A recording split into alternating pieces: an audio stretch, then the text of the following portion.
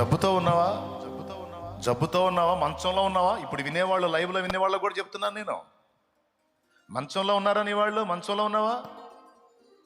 అట్లయితే డాక్టర్లు ఏమి చెప్పారు, డాక్టర్లు ఏం రిపోర్ట్ ఇచ్చారు, దాని గురించి మనుషులు ఏమనుకుంటున్నారు అనేదే నీ చెవికి వస్తూ ఉంటుంది. నువ్వు వినాల్సింది అవి కాదు. వాళ్ళు ఏం చెబుతారు? సావు కబురే చెప్తారు. అర్థమైందా? ఏం చెబుతారు?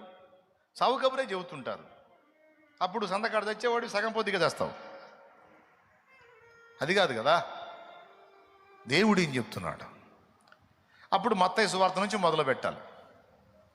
ఎంతమందిని స్వస్థపరిచాడు, మందులేని ఎన్ని రోగాలు కుదిరిచ్చాడు, ఎన్ని రకాల జబ్బులు నయం చేశాడు, పక్షవాతపు జబ్బులు బాగు చేశాడు, కుష్ఠరోగానికి మందు లేదా దినాల్లో స్వస్థపరిచాడు, కళ్ళు లేని వారి కళ్ళు, కాళ్ళు లేని వారి కాళ్ళు, ఊచ చేతులు గల వారికి చేతులు, చచ్చిన వాళ్ళు కూడా జీవాన్నిచ్చి లేపిన శక్తివంతుడైన దేవుడేం చెప్తున్నాడు? నువ్వు దాన్ని అధ్యయనం చేయి, దాన్ని విను.